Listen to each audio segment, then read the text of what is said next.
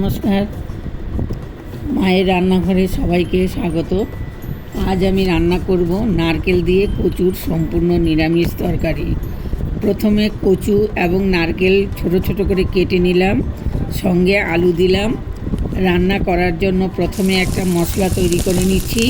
তাতে শুকনো লঙ্কা, গোলমরিচ আর সাদা জিরে কড়াইতে ঢেলে নিচ্ছি। তারপর শিলে জিরে গোলমরিচ গুঁড়ো করে নিলাম, লঙ্কাগুলো জল দিয়ে বেটে নিলাম। তারপর আলুগুলি লাল করে ভেজে তুলে নিলাম, নারকেলগুলিও লাল করে ভেজে তুলে নিলাম। সম্পূর্ণ নিরামিষ ভাবে রান্না হয় এবং নিরামিষের দিনে এই রকম তরকারি হলে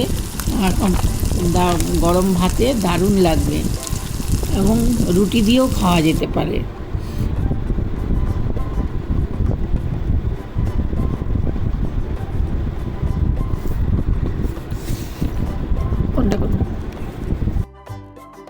এবার কড়াইতে আরেকটু তেল দিয়ে তাতে জিরে তেজপাতা ফোড়ন দিয়ে ভাপানো কচুগুলো দিয়ে দিলাম।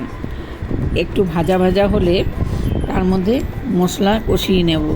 হলুদ, লঙ্কার গুঁড়ো আর ধনের গুঁড়ো, পরিমাণ মতো নুন দিয়ে সব ভালোভাবে কষিয়ে যখন কষানো প্রায় হয়ে আসবে তখন আলু আর নারকেল ভাজাগুলো দিয়ে একসাথে মিশিয়ে গরম জল দিয়ে ঢেকে দেবো। 2-3 মিনিটের জন্য ঢেকে দেবো। 2-3 মিনিট ফুটে উঠলেই বানিয়ে রাখা ভাজা গুঁড়ো মশলাটা উপরে ছড়িয়ে দেব এবং আরেকটু 2-3 মিনিট ফুটিয়ে নেব। তারপরেই আমার হয়ে যাবে সম্পূর্ণ নিরামিষ কচু নারকেলের তরকারি। আপনার